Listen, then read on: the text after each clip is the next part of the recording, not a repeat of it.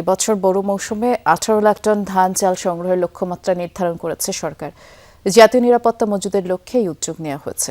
সকালে খাদ্য পরিকল্পনা ও পরিধারণ কমিটির সভায় লক্ষ্যমাত্রা নির্ধারণ করা হয়।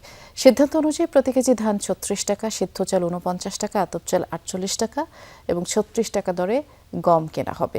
সভা শেষে কমিটির সভাপতি সালাউদ্দিন আহমদ জানিয়েছেন, এবার উৎপাদন ভালো, দেশে খাদ্যের ঘাটতির শঙ্কা নেই। সিলন টি রপ্তানিতে শীর্ষে।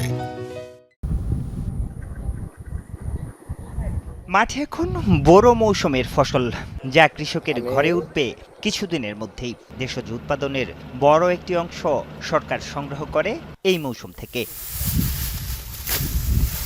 এবার এ মৌসুমে ধান সংগ্রহের লক্ষ্যমাত্রা নির্ধারণ করা হয়েছে 5 লাখ মেট্রিক টন।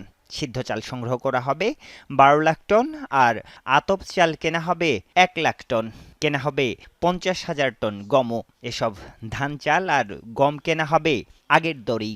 সকালে খাদ্য পরিকল্পনা ও পরিধারণ কমিটির সভা শেষে এই লক্ষ্যমাত্রার কথা জানানো হয়। এটা আমাদের নিরাপত্তা মজুদ বলে আর কি, আমাদের সবসময় এই মজুদটা থাকতেই হবে। আমাদের লক্ষ্যমাত্রা বোধহয় 24-25 লক্ষ মেট্রিক টন। সেই হিসাবে আমাদের এখন মজুদ আছে 17-18 লক্ষ মেট্রিক টন। এখন আমরা 5 লাখ টন এই বোরো মৌসুমে প্রকিউর করব এবং সেটা চাহিদা অনুসারে, সময় অনুসারে, পরিবেশ পরিস্থিতি অনুসারে আমরা সেটা বৃদ্ধি করতে পারবো। সেই ফ্লেক্সিবিলিটি আমাদের আছে।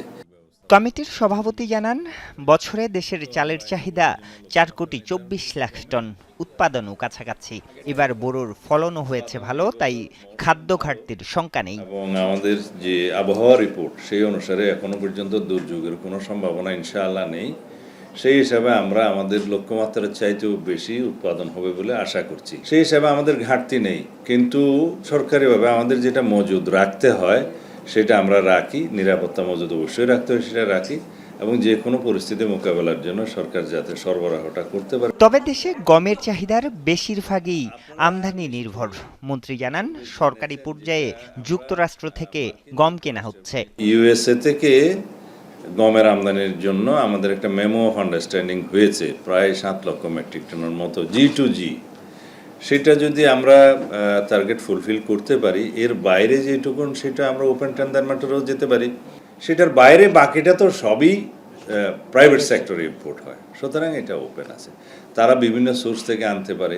সিদ্ধান্ত অনুযায়ী 3 মে থেকে ধান ও গম ক্রয় শুরু হয়ে চলবে 31 আগস্ট পর্যন্ত, আর 15 মে থেকে চাল ক্রয় শুরু হয়ে চলবে 31 আগস্ট পর্যন্ত। আরিফুর রহমান সবুজ, যমুনা নিউজ, ঢাকা।